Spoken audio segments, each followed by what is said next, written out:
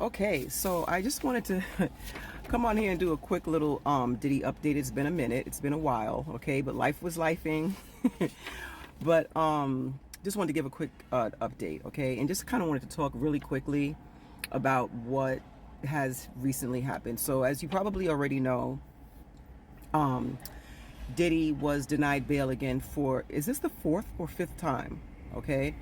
I'm not sure if, you know, I'm not, who's advising him, right? Like, are his lawyers like doing this? Like, are they the ones who think it's a good idea to constantly ask for bail? I don't know. I'm wondering if he's insisting on them doing this or whatever. Okay, so and something else that happened recently was his ex-girlfriend Gina Hune, right? Is that how you pronounce her name? She wrote a letter to the judge, right? And I personally think this is like the absolute worst thing that they could have done. Okay, she was supposed to be she was one of the alleged victims, right? And she said this in her letter, and she basically said, hey, I was supposed to I was one of the victims, blah blah blah, and I'm just basically writing this letter to say that I don't feel threatened by Diddy. I don't feel like he's a danger or anything like that. He's a father first sort of situation. It's just like, girl, like, you gave an interview with Tasha K. I mean, were you lying then or are you lying now? Which one is it? Because you gave an interview to Tasha K and basically talked about him, placing his foot on your stomach, okay, so hard that it took the wind out of you, okay? You also told her that he was emotionally abusive and, the whole 9 yards. Like, I mean, so I thought it was just so weird for her to write that letter. I think that it was just, I feel like honestly, that's going to piss the judge off even more. Because first of all, you were supposed to testify, like, and you just didn't, okay? Like, you were just like, I'm just not going to come. Now, I'm pretty sure that the prosecutors could have gone a little bit further as far as compelling her to testify. But I just think that they realized that she probably wouldn't have been a good witness. So they just kind of like, just let it go or whatever, which clearly she wouldn't have been a good witness because she obviously, still in communication with him, right? And she doesn't have a problem with him. I think that, the judge, though, looking at a letter like that is definitely not going to be okay with that. I don't think that that's going to help. This is the thing, right? This is the thing. You know, I think personally, because as you guys already know, I was there at the courthouse, and I was in the courtroom. I was in the courtroom, with the main courtroom once out of that whole time I was there, okay? But I was down at the courthouse very, very frequently, as much as I could possibly be. And I'll be there on October 3rd. I think that's the day of sentencing. I'm absolutely going to be there. I'm going to try my best to get inside that main courtroom, honey. We'll see how that goes. But one thing I will say about the judge is he was very, very, very fair. He was fair, okay? He was fair throughout the trial. I definitely will say that. However, do I think that the judge particularly cares for Diddy, like, as a person? I don't think so.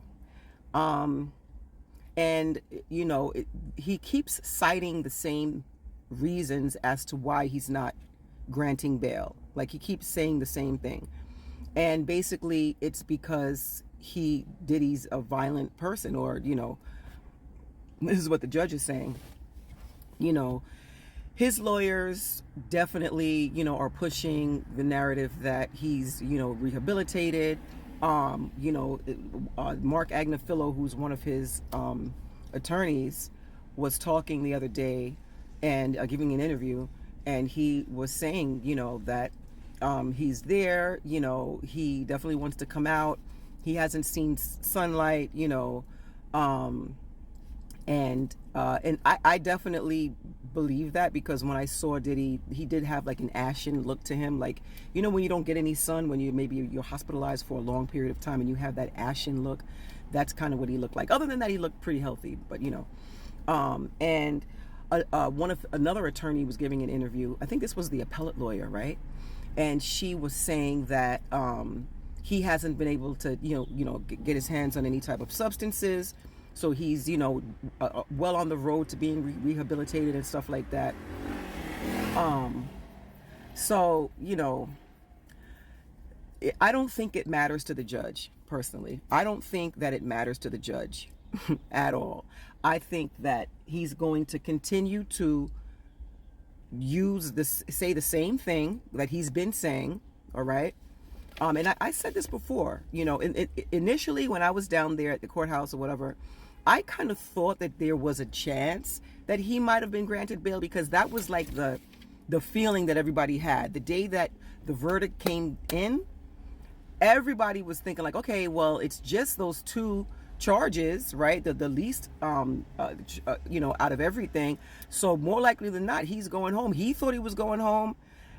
A lot of people thought he was going home, okay? But, and then another thing that was the shade, honey, okay? I don't know if you remember this, but remember when the judge asked him, right? He was like, how do you, he was like, you want to go home, right? You don't want to be at NBC or, anymore.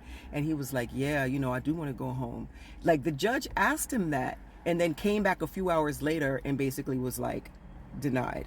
Okay. So that was a little bit of shade, honey. Okay. So yeah, basically that's just about it. I just wanted to come on here and just talk really, really quickly about the situation and just give a brief update, just in case you didn't know what was happening. Trying to think if there's anything else. Oh yeah. So this is one more thing. So when the judge was citing, violence as the reason why, right, he wasn't going to grant bail, he said that this type of violence is the type of violence that goes on behind closed doors, and nobody, he's basically trying to say, like, you can't police that. You understand what I'm saying? So even if he gives up his passport and he gives up his, everything, and his 50 million and this, that, and the third, like, the judge couldn't care less. Okay. He's like, look, no matter what, we don't know what you're going to do behind closed doors. You're still going to be, more likely than not, bashing people's heads. What do they say, between a washer and a dryer, right? This is what this is, I'm telling you. I personally used to think that there was a chance that, he might have gotten time served, but I think that Diddy's definitely going to get some time. And I think these antics with the letter from Gina and all of this stuff, I personally don't think this is boding well for him. I think it's pissing the judge off even more than he was pissed off before. Like, I think he's annoyed, okay? I think he's annoyed with everything, and I just think that it's just not what they're doing is not good for Diddy's case. I just don't think so. So those are my thoughts. Just wanted to, like I said, come on here really quickly and just talk about what's happening. I definitely will be back sooner rather than later. And if you've made it to the end of this video, maybe you probably like my commentary. So give me a follow, and also share this video on TikTok. Like, repost it. Okay, that definitely helps me out a lot. And I will talk to you guys soon.